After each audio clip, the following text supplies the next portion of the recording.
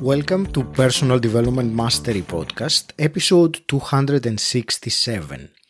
Today is a special episode where I will share with you my experience and my insights after doing a 10-day silent meditation retreat, my first Vipassana meditation retreat. I did that last week in November 2022, and today I'm going to discuss the reasons why I decided to do this and some specifics of how those 10 days went, also my realizations and insights. Before I do that, let me briefly explain what is Vipassana. So, Vipassana meditation is a straightforward, practical way to achieve peace of mind and therefore lead a happy, useful life.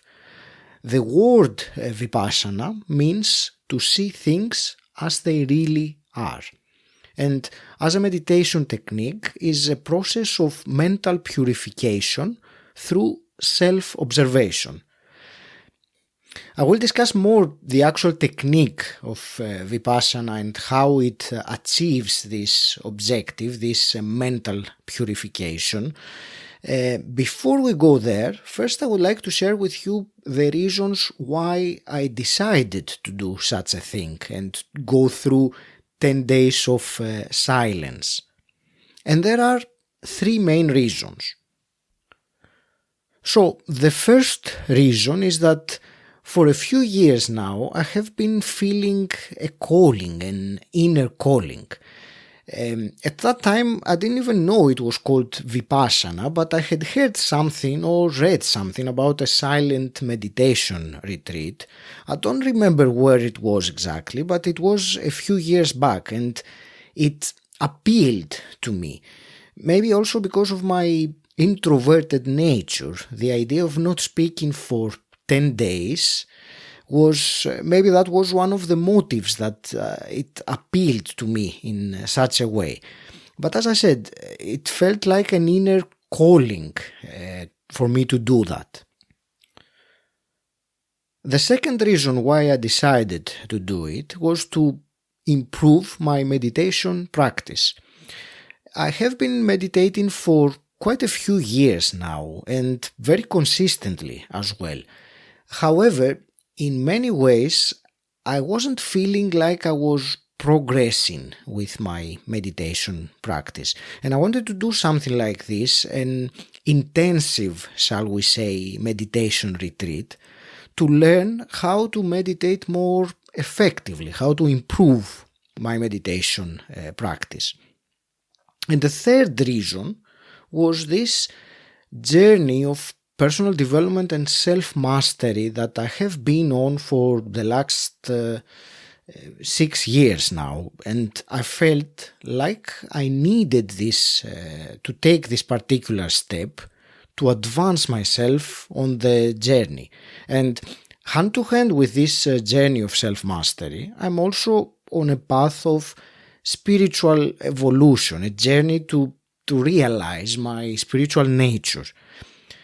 You see, many times within the personal development circles, our spiritual nature is neglected, or maybe it is not given so much importance. Usually the emphasis is given to the mental, the intellectual faculties of one's mind, whether that is knowledge or emotional intelligence or communication skills or confidence, things like that, which are all fantastic and immensely useful actually. However, because of my background and my story, and if you have followed me for a while, you might probably have heard me talk about my best friend when I was in my early 20s, who suddenly completely turned his life around and dropped out of university, and he went to Siberia and became a shaman. That event and seeing his transformation at that time really influenced my, shall we say, spiritual understanding and endeavors.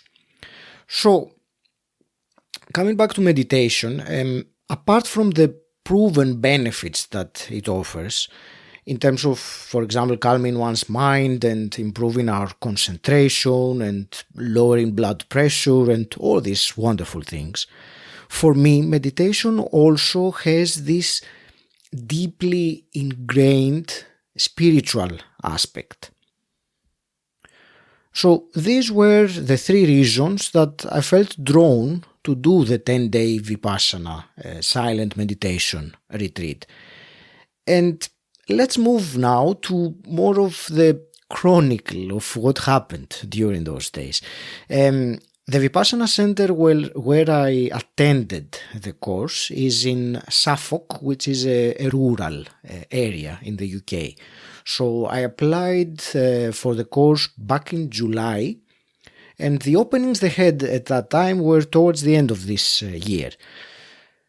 After a few weeks, I got accepted into the course, and then because of my nature as a person, I wanted to get some knowledge, to get some preparation for what I was getting myself into. So one of the things that I did was to speak with some people that had done the silent retreat before. And I probably spoke or communicated with around a dozen people. And what I found extremely reassuring on one hand, but also very inspirational on the other hand, was that not a single one of them had something negative to say about the experience. All of them said that it was a wonderful, even though difficult experience, and a significant step in their journey. Many of them gave me wishes to have an incredible, enlightening experience with realizations. And as I said, this was both inspiring and reassuring at the same time.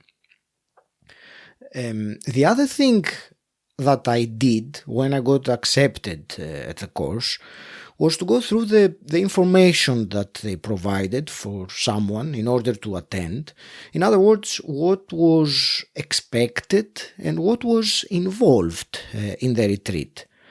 And one of the things that I will share here was the code of discipline that all the participants had to follow.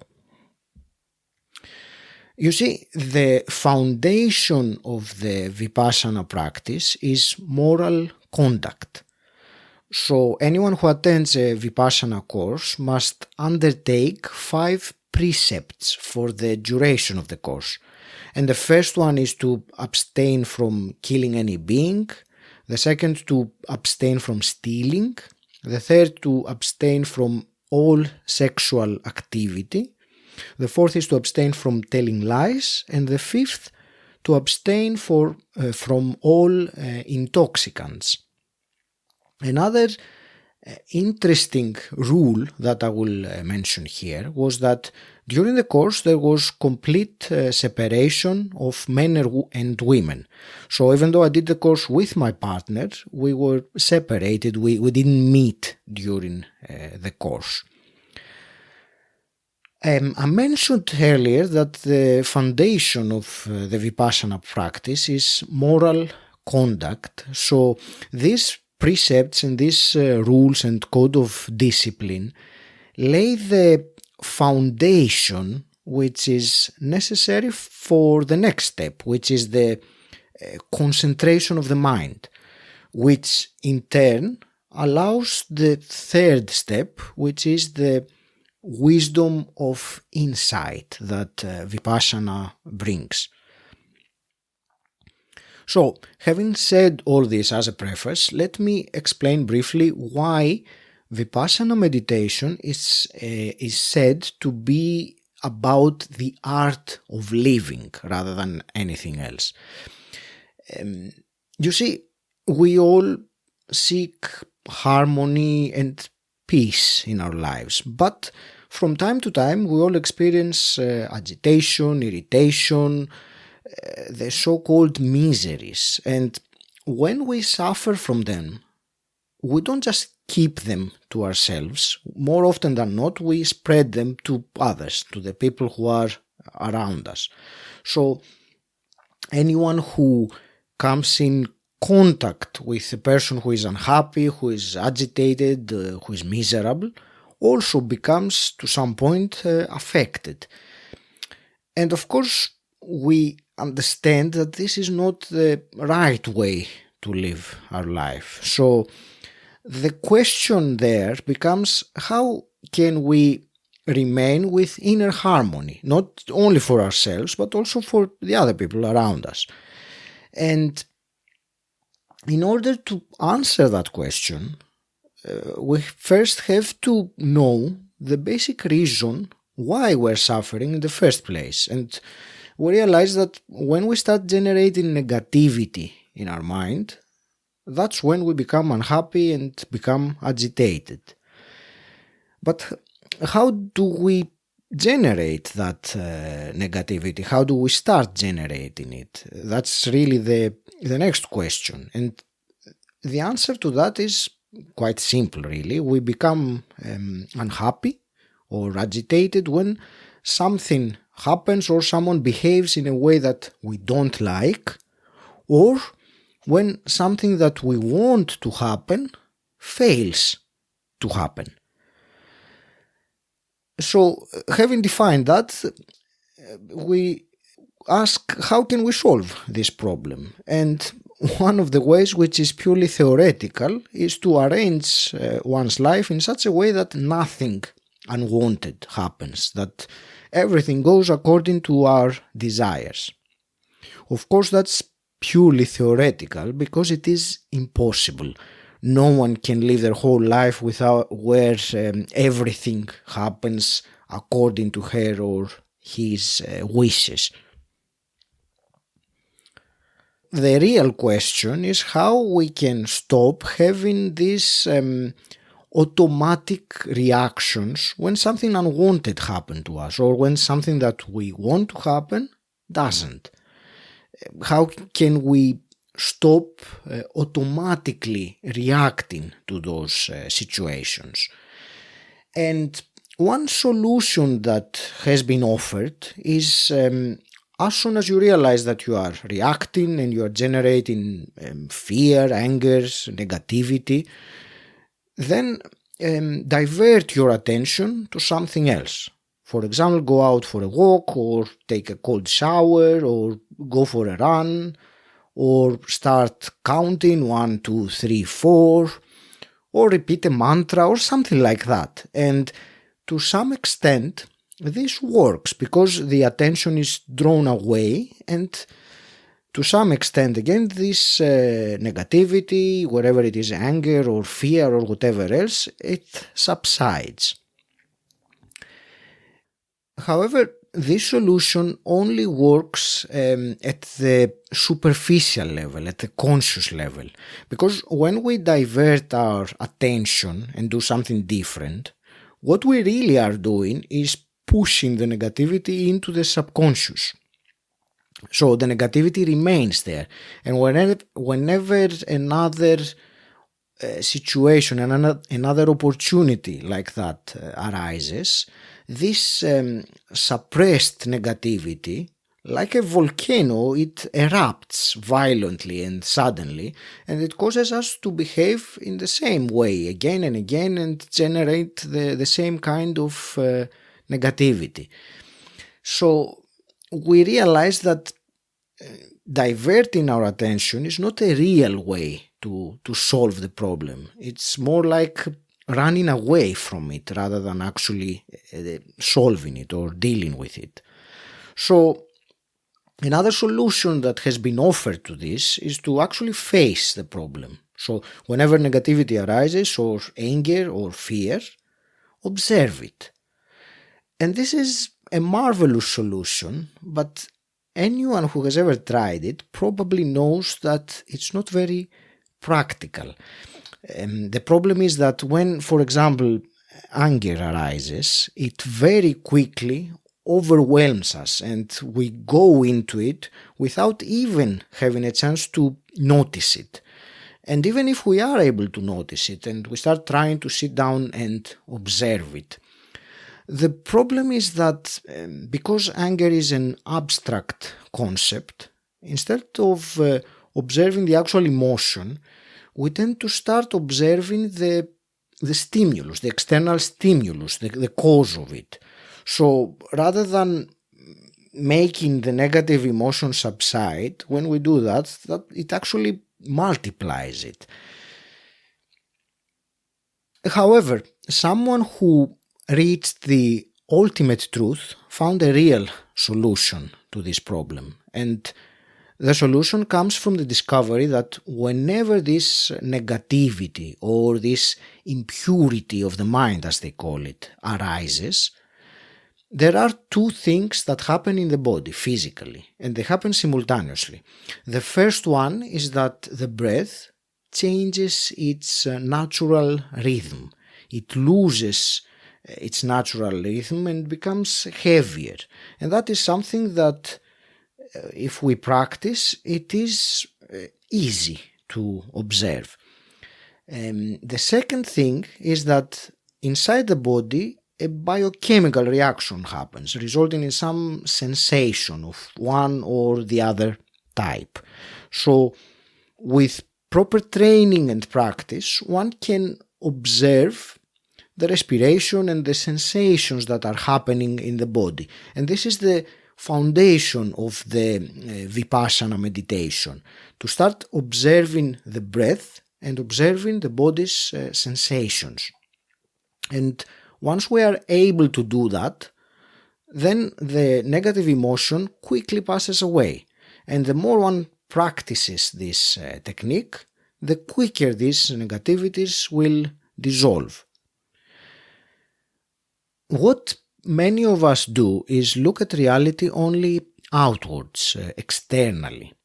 But there is also an inner aspect of reality. And when we are ignorant of that, we don't understand that the real cause of our suffering lies within. And instead we always are blaming and trying to change the external reality. So Vipassana meditation is this technique of self-observation, of experiencing our own inner reality. One of the wisest, most profound pieces of advice that has ever been given is know thyself. And that's exactly what it means, observing this inner reality, our own inner reality. And when we experience that, then we learn to stop reacting automatically to negativities, and gradually we become liberated from them and we can experience true happiness.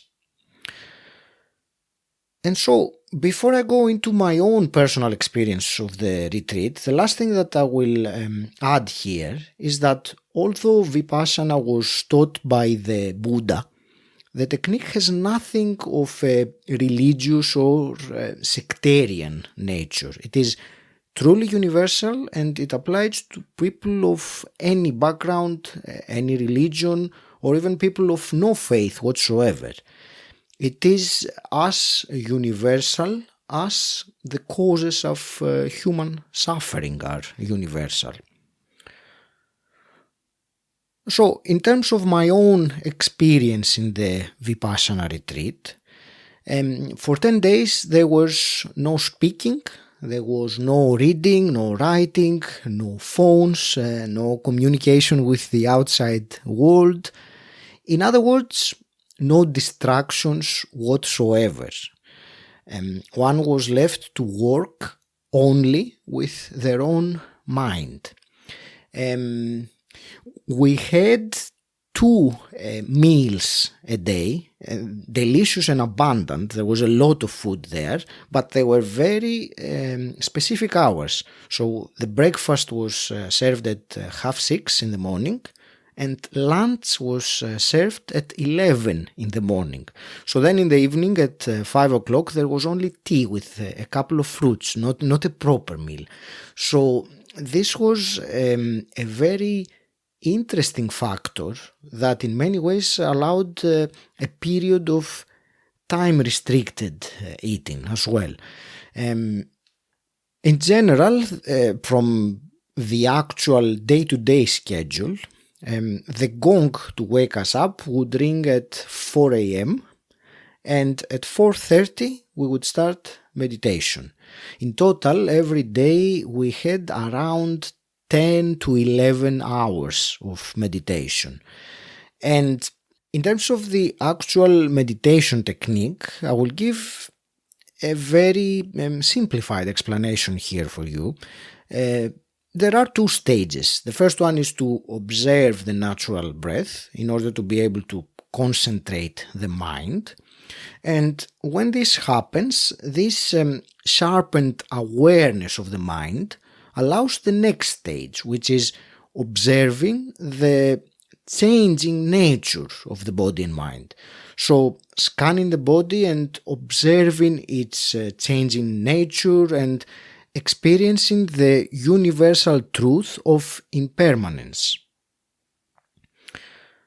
For me, and from my personal experience during those 10 days, there were some days that were fairly easy and there were some days that were incredibly hard. And not only physically, because when you are used, for example, like me, to exercise most days of the week, then the lack of exercise is something that affects you. You can walk there or you can do some stretches, but that's pretty much it. That's all you can do. There is no other form of exercise allowed. And of course, sitting to meditate for around 10 hours every day is also a strain on the back and the knees and so on. But apart from the physical aspect, the real difficulty was the thoughts that would come up, and many of them dark thoughts. And I personally found some consistent and persistent thoughts coming up over and over again. And there were some things from my past, insecurities, some fears, some events of the past that I had pushed or buried, if you want, into the subconscious. I hadn't thought of them for over 20 years. And they consistently kept on coming up again and again for me to face them. One thing to note here, which is important, is that the only communication that you are allowed to have is either with the teacher. So if you have questions about the practice or you are battling with your inner world or things like that, or you can have communication with the course manager if there are any issues with the accommodation, etc. But that's pretty much it in terms of who you can communicate with. So basically you are in silence. So as I was saying, I did have some taxing, challenging, difficult days. One of them was day 2. And I remember just when it had started, day 2, I felt like I had been there already for quite a few days, but I only had been there one day. So it was like I had been there for 3-4 days at least. Even worse than that day was, for me anyway, was when day 5 started, when I thought to myself, oh my God, I'm not even halfway through the course yet. And of course, all these thoughts from the mind, fears, insecurities, negativities, whatever the mind does, and it actually does it all the time, not only when you are in a course like this, but it does it when you live your everyday life as well. It tricks you with projections of fears, negativities, of these impurities that the mind has. The difference is that on our day-to-day life we can easily distract ourselves with something, whereas in there is nothing else to do but face them. There's nothing for you to distract you from. Having said that about the difficulties that I had though, I had some really good days when I was feeling very energized and I was feeling like my meditation practice was going really well. I had some important insights during those 10 days. And while some of them are quite personal for me to share on the podcast right now, but believe me when I say that there were some significant realizations of some mental loops, some patterns of thinking and reacting that I have been doing all my life, and they became totally apparent there because they kept on coming up and actually quite intensified as well. On day 10, the last day of the course, after 10 a.m., we were allowed to speak. It was the transition back to a more extroverted way of life. And day 10 was one of the most incredible days, speaking and connecting and sharing with the other students of the course. In total, we were probably around 80 or 90, as I could estimate. We were around 40 male students, and the women seemed to be just a little bit more than us. That 10th day was utterly joyous. Sharing the experience with others, listening to others' experiences, and realizing what a gift and what a gem these previous days had been. In terms of know thyself, I feel that I have undoubtedly gotten to know myself better. An analogy that the teacher used was that of a surgery. He said that in the same way that a surgeon does the incision and goes into the infected area in the body and there is pus coming out, in the same way a Vipassana retreat is a surgery of the mind. And the deeper you go, the more of these impurities, these defilements of the mind come to the surface. And that is, of course, uncomfortable, to say the least. It could be anguish. But once the surgery is over, you are healthy and you are happy that it has been done.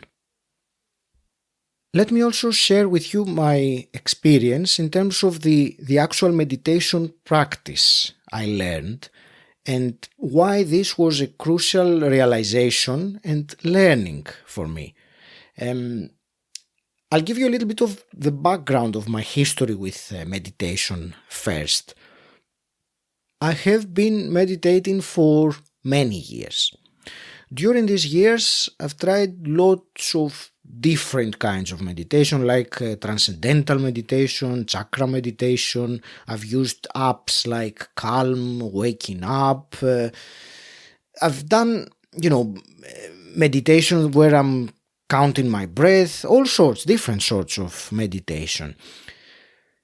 For the last 3 years or so, I have been consistently meditating every single day. I have not missed a day.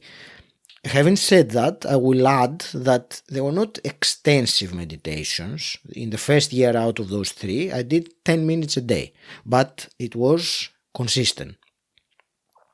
Later on, that became 20 minutes and sometimes it would be 30 minutes a day. And what I found during all these years of my practice of meditation was that my progress felt like it was very slow. Sometimes I even felt like I was not progressing at all, that all I was doing was just sitting with my eyes closed and thinking for 20 minutes. Now that I have done this 10-day Vipassana retreat, what I will say with certainty is that I have finally found the meditation practice that I want to follow from now on. And I'm saying that because I really realized the level of concentration that I was able to get into, and also the level of sensations or altered states, if you want, that I was able to go in compared to anything else that I had tried in the past. So as you can imagine, I'm delighted about that. And In terms of the future of what I am planning to do, there are some things actually. I will certainly do another 10-day course at some point in the future, probably maybe next year. I would certainly enjoy going there again and enhancing and deepening my practice. Another thing that I will do will be to go to one of the courses for a few days, maybe 3 days, and serve. And let me explain something that I have missed to share so far. The finances of the course are only on a donation basis. So those who have completed the course and have found benefit in it can give a donation according to their means and their volition, with the wish to help others. That's something I realized personally, that this course I took was paid for through the generosity of the previous students. So it is my turn now to give something towards the cost of a future course, so that others may also benefit from the technique. Another thing apart from the monetary donation is service. The people who were helping in the course were volunteers. They were not paid. So all those people who accommodated us those 10 days, helped us, served our meals and so on, they were all previous students that came back as servers to give. And that's something that I'm going to do in the near future. Go for a few days and experience the gift of selfless service. So I'm going to start wrapping this episode up, and I will share a couple of things. The first one is I feel like a weight has been lifted. I feel much more capable of observing my reactions when negativity starts stirring inside of me. Fair enough, I can't say that I have reached enlightenment or attained the ability to remain indifferent and realize the impermanence of everything, but I have gained a deeper understanding. And when I say understanding, I don't mean mental or intellectual understanding only. I mean a comprehensive body, mind, matter understanding of how these mental impurities rise as body sensations and they start a negativity. So I have a better understanding of how negativity starts, and even more awareness and understanding of dealing with it, even resolving it. Another quick mention, I met some incredible people during the course, and every single one of them, every single person that I had the chance to communicate and interact and connect with, they all were in a similarly elated state after the course. Of all the people I spoke with on the 10th day, no one was disappointed or said that this was not worth my time or the difficulties I went through. As a conclusion, if you have listened so far to this monologue of mine today, that shows me that you have something inside of you that is very much interested in and intrigued by the Vipassana technique. And I will invite you to explore the possibility of attending a course. I will put the link to the Vipassana website in the show notes. It is dhamma.org. That's 𝗏𝗏𝗏𝗏𝗏.org. Also, if you want to ask me anything more specific, anything particular about it, send me a message and I will be very happy to answer and encourage you, if that's what you need, towards finding the determination to do something so extraordinary as this is. Vipassana meditation is about the art of living a life with real peace of mind, a happy life, a harmonious life, a peaceful life. So, thank you for listening. I hope you found this episode useful, and I look forward to your comments or feedback or questions about it. And as I said, if you have listened through so far, take the next step and go to the Vipassana website and see what resonates with you. They do courses all around the world in different languages and so on. One final thing I will mention here, my explanation about the Vipassana meditation earlier on was based on a speech given by 𝗁𝗁𝗀, the influential teacher who established these non-commercial Vipassana meditation centers globally. Again, thank you for listening, and until next time, stand out, don't fit in.